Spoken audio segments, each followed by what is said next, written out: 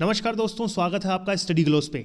देखिए, कोविड-19 के बाद में ग्लोबली बहुत से डेवलपिंग कंट्रीज़ को जो इकोनॉमिक डाउनफॉल है वो देखने को मिलने वाला है, जिसमें बहुत से डेवलप कंट्रीज़ शामिल हैं। लेकिन चाइना में एक रिपोर्ट के अनुसार केस बिल्कुल उल्टा है। चाइना के अंदर जो वहाँ के प्रेसिडेंट हैं शी जिनपिंग, उनकी कुछ रूल्स एंड रेगुलेशन की वजह से चाइना की अर्थव्यवस्था को काफ़ी बड़ा खतरा झेलना पड़ सकता है, ऐसा एक रिपोर्ट में कहा गया है। एनालिसिस करेंगे हम इस रिपोर्ट के स्टेटमेंट को, साथ ही चाइना के अंदर ये इकोनॉमिक डाउनफॉल जो हमें 2021 के थर्ड क्वार्टर में देखने को मिला था उसे भी डिस्कस करेंगे। साथ ही काफ़ी कुछ आपको जानने को मिलेगा चाइना की इस इकोनॉमिकल कंडीशन के बारे में। इसे प्रेजेंट करता हूं मैं, मेरा नाम है सौरभ स्वामी।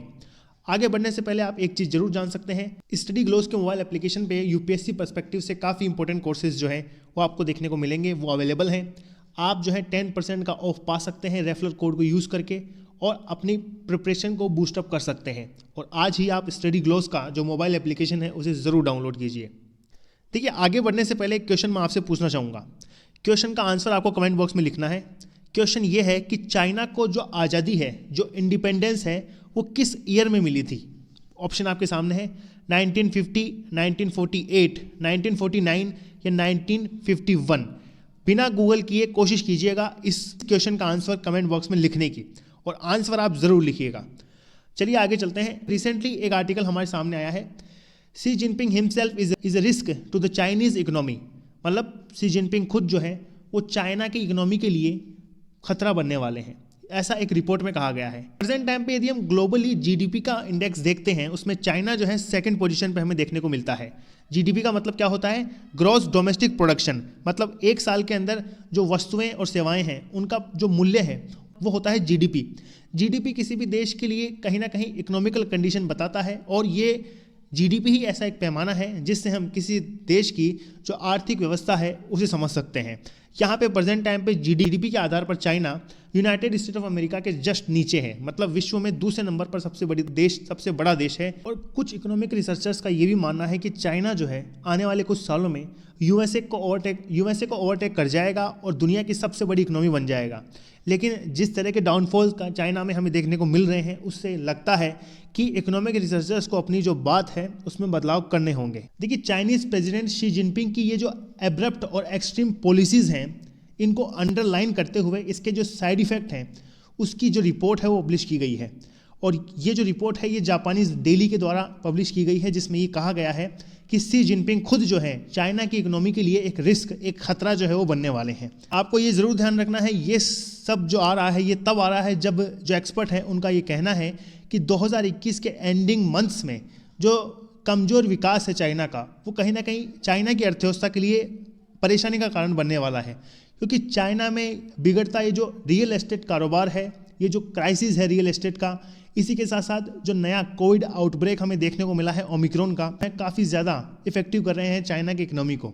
और चाइना में recently zero Covid policy launch की गई है। कोविड को लेकर काफ़ी ज़्यादा अंडर कंट्रोल सिचुएशन में है, लेकिन इसका नेगेटिव इम्पैक्ट भी हमें देखने को मिलेगा। पिछले साल की तुलना में हो सकता है इस साल चाइना जो है अपनी ग्रोथ रेट को और भी ज़्यादा बढ़ा सके। अगर चाइना की इकोनॉमिक कंडीशन खराब होती है तो आप ये समझ सकते हैं ग्लोबली बहुत से देश इससे इफेक्टिव होते हैं, क्योंकि चाइना सबसे बड़ा एक्सपोर्टर भी है, सबसे बड़ा इंपोर्टर भी है।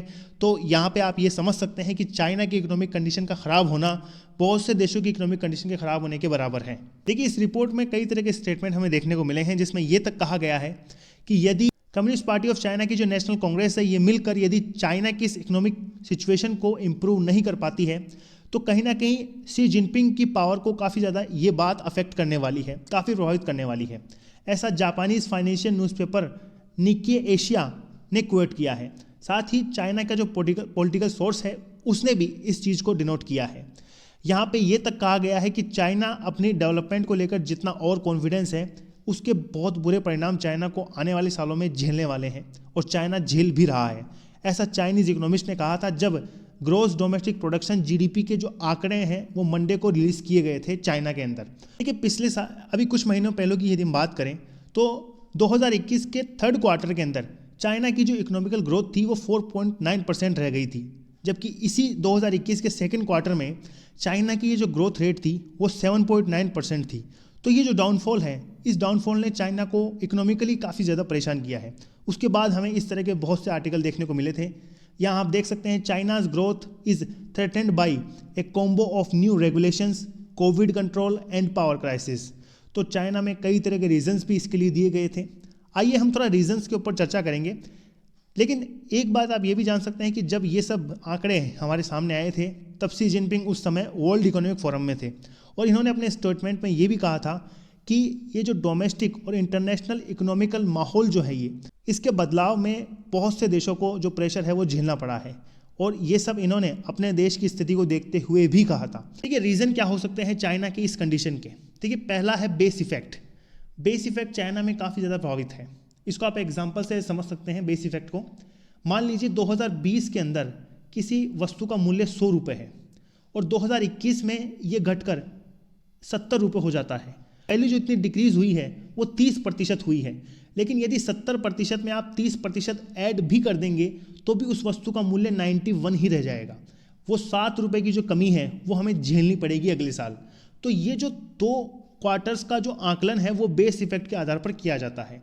अब चाइना में जो कोविड-19 एपिडेमिक है काफ़ी इफेक्टिव था, लेकिन चाइना ने इसको रिकवर किया है, अपनी इकोनॉमिकली कंडीशन को भी इसके साथ साथ रिकवर किया है। कई एक्सपर्ट्स जो हैं वो ये मानते हैं कि ये जो बेस इफेक्ट है इसकी वजह से चाइना की ग्रोथ रेट जो है काफ़ी ज़्यादा डिक्लाइन स्थिति में जाने वाली है। चाइना में जीरो कोविड पॉलिसी की वजह से चाइना की पॉपुलेशन को बहुत बड़े बड़े नुकसान झेलने पड़े हैं। वहाँ पे बहुत अजीब से रेस्ट्रिक्शंस जो है वो लगाए गए हैं, क्योंकि चाइना में ही ये जो वुहान से कोविड-19 शुरू हुआ था। तो आप ये समझ सकते हैं चाइना ने इस ओमिक्रॉन वेरिएंट को काफ़ी ज़्यादा सीरियस लिया है। एक रीज़न आप मान सकते हैं फ्यूल पावर क्राइसिस का। अब ये क्या हो सकता है? ये जो कोल की प्राइस राइजिंग हो रही है उसकी वजह से पावर शॉर्टेज जो है वो करनी पड़ रही है वहाँ की गवर्नमेंट को, और इस वजह से ये जो पावर कट सप्लाईज हैं ये फैक्ट्रीज़ को काफ़ी ज़्यादा इफेक्टिव कर रही है, इंडस्ट्रीज़ को काफ़ी ज़्यादा इफेक्टिव कर रही है, जिससे लाखों लोग को बेरोजगार होना पड़ा है। और ये जो संख्या है ये कोई हज़ारों में नहीं है, ये संख्या लाखों में है। तो यहाँ पे पावर क्राइसिस और फ्यूल क्राइसिस की वजह से चाइना को बहुत बड़ा नुकसान झेलना पड़ा है। एक रीज़न आप मान सकते हैं यहाँ पे turmoil in the real estate sector. Turmoil का मतलब उथल पुथल। रियल एस्टेट सेक्टर में जो ये उथल पुथल आई है रिसेंटली चाइना में, वो भी एक बहुत बड़ा रीज़न है इस कंडीशन का। देखिए चाइना के अंदर यदि हम बात करें तो चाइना के जीडीपी का 1/4 जो है वो डिपेंड है रियल एस्टेट सेक्टर पे। चाइना में ये जो रियल एस्टेट सेक्टर है ये काफ़ी ज़्यादा इफेक्टिव है, लेकिन इसमें काफ़ी कमजोरी आने की वजह से ये डायरेक्ट जो है स्लो डाउन में चला गया है। एक क्राइसिस रिसेंटली आपने नाम सुना हो तो एवरग्रांडे क्राइसिस, ये चाइना का काफ़ी फेमस क्राइसिस हुआ था रिसेंटली। देखिए एवरग्रांडे जो है वो चाइना की एक रियल एस्टेट सेक्टर की सबसे बड़ी कंपनी है। अब ये कर्जे में डूबी हुई है। इस रियल एस्टेट कंपनी के ऊपर लाखों का कर्ज है और इस कर्ज को चुकाने के लिए ये जो कंपनी है ये काफ़ी ज़्यादा स्ट्रगल कर रही है और बिलियंस ऑफ डॉलर्स का जो ड्यूज़ हैं वो इसके ऊपर हमें देखने को मिले हैं। अब एक कंपनी, इतनी बड़ी कंपनी है ये जिसमें कई लोगों का पैसा लगा हुआ है, कई इंडस्ट्रीज इसके ऊपर डिपेंड है। इस कंपनी, और ये इतनी बड़ी कंपनी है कि चाइना के कुछ बैंक भी इस कंपनी के ऊपर डिपेंड है। अब अगर ये कर्जे में जा चुकी है तो आप समझ सकते हैं कि वहाँ की पॉपुलेशन को कितने आर्थिक जो नुकसान है वो झेलने पड़ेंगे। इसी के साथ साथ एक इंस्टीट्यूट है जिसका नाम है Japan centre for economic research institute. इसने अब 2022 में ये प्रेडिक्ट किया है कि चाइना जो है नॉमिनल जीडीपी के मामले में यूएसए को ओवरटेक कर जाएगा 2033 में। मतलब यूएसए को ओवरटेक करके ये दुनिया की सबसे बड़ी इकोनॉमी बन जाएगा, और ये कब बनेगा? 2033 में। इसी जापान के इंस्टीट्यूट ने 2020 में कहा था कि चाइना जो है जिस तरह से आगे बढ़ रहा है कोविड-19 के बाद भी हो सकता है ये यूएस से 2028 में ही आगे चल जाए, लेकिन इस बार इन्होंने अपने स्टेटमेंट को चेंज कर दिया है। देखिए ये जो इंस्टीट्यूट है ये जापान का काफ़ी नामी इंस्टीट्यूट माना जाता है इकोनॉमिक रिसर्च के मामले में। तो इसी ने अपनी रिपोर्ट में इस तरह के स्टेटमेंट चाइना के लिए दिए हैं कि प्रेजेंट टाइम पे चाइना के लिए सिचुएशंस काफ़ी फेवरेबल हैं, क्योंकि चाइना ने कोविड-19 को अंडर कंट्रोल कर रखा है। चाइना, आपने कहावत जरूर सुनी होगी, दूध का जला छाछ को फूंक फूंक कर पीता है। तो इसका मतलब ये है कि चाइना में जहाँ से ये कोरोना शुरू हुआ था, अब ओमिक्रॉन वेरिएंट को लेकर चाइना काफ़ी ज़्यादा सीरियस है। चाइना में रिसेंटली जो जीरो कोविड पॉलिसी लॉन्च हुई है उसके आधार पर आप ये मान सकते हैं कि चाइना ओमिक्रॉन वेरिएंट को लेकर काफ़ी सीरियस है। जीरो कोविड पॉलिसी के तहत चाइना में कई तरह के रिस्ट्रिक्शंस जो है वो पॉपुलेशन पे लगाए गए हैं। हालांकि वो है तो सही, इससे कोविड-19 अंडर कंट्रोल तो हो चुका है, लेकिन फिर भी ये जो ट्रैवल बैन है, ट्रैवल रेस्ट्रिक्शन है, फ्रिक्वेंटली लॉकडाउन जो लगाए जा रहे हैं, उसकी वजह से पॉपुलेशन को इकोनॉमिकल कंडीशन में काफ़ी ज़्यादा नुकसान झेलना पड़ा है। चाइना में प्रेजेंट टाइम पे आप समझें तो ये स्थिति है कि यदि किसी क्षेत्र में 3 से 4 केस भी ओमिक्रॉन के मिल रहे हैं, वहाँ पे कंप्लीटली लॉकडाउन लगाया जा रहा है। अब कंप्लीट लॉकडाउन लगाने की वजह से वहाँ की इंडस्ट्री, वहाँ की फैक्ट्रीज, वहाँ की इकोनॉमी, सब चीज़ें प्रभावित हो रही हैं और इसका नुकसान सीधे जनता को झेलना पड़ रहा है। तो शी जिनपिंग की ये जो स्ट्रिक्ट रेगुलेशंस हैं वो कहीं ना कहीं इस रिपोर्ट के अनुसार कारण बनेंगे चाइना के इस इकोनॉमिक डाउनफॉल का। और एक जापानीज एजेंसी है नोमुरा, उसने अपनी रिपोर्ट में ये भी कहा है कि चाइना का जो एक्सपोर्ट सेक्टर है वो बहुत ही ज़्यादा ड्रॉप सिचुएशन में जाने वाला है। इंडिया को लेकर आप ये मान सकते हैं कि हम कहीं ना कहीं कोशिश कर रहे हैं आत्मनिर्भर बनने की, लेकिन फिर भी जिस तरह की न्यूज़ हमारे सामने आती है, इस बार 2021 में नवंबर 30 तक भारत और चाइना के बीच में 82 लाख करोड़ रुपए का जो कारोबार है वो हुआ है। और ये जो जीरो कोविड पॉलिसी है चाइना की, ये काफ़ी अजीब स्ट्रिक्ट रेगुलेशंस लगाती है वहाँ के पॉपुलेशन के ऊपर। कुछ केसों में ही कंप्लीट लॉकडाउन लगाया जा रहा है। जगह जगह पर ये जो मेटल बॉक्स है वो बनाए गए हैं, जो कोविड पॉजिटिव हैं उन्हें इनमें रखा जा रहा है। और साथ ही यदि किसी क्षेत्र में कोई व्यक्ति पॉजिटिव है तो कंप्लीटली उसके साथ साथ पूरे क्षेत्र को क्वारंटाइन करने के जो रिस्ट्रिक्शंस है वो लगाए गए हैं। इससे लोग जो है रोजगार नहीं कर पा रहे हैं, वहाँ के पॉपुलेशंस को इसका काफ़ी ज़्यादा नुकसान झेलना पड़ रहा है।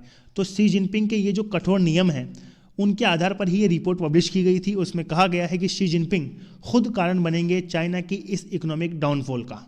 तो चाइना की इकोनॉमिक कंडीशन को लेकर ये था खैर इस पूरे वीडियो में। आगे चलते हैं हमारे क्वेश्चन के ऊपर।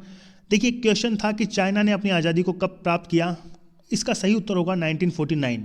देखिए, 1947 को भारत आज़ाद हुआ और उसके 2 साल बाद 1949 को चाइना जो है वो आज़ाद हुआ।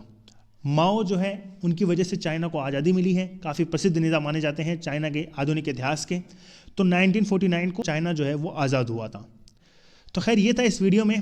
चाइना की कंडीशन को लेकर आप अपना जो मत है वो कमेंट बॉक्स में ज़रूर लिखें। आपकी जो थिंकिंग है उसे कमेंट बॉक्स में ज़रूर लिखें। साथ ही क्या ये आप मानते हैं कि शी जिनपिंग खुद चाइना की इकोनॉमिक डाउनफॉल का रीज़न बनेंगे, सब कुछ आप लिख सकते हैं कमेंट बॉक्स में। ये था इस वीडियो में। इसी तरह के इंपॉर्टेंट वीडियोज़ के साथ हम मिलते रहेंगे। धन्यवाद।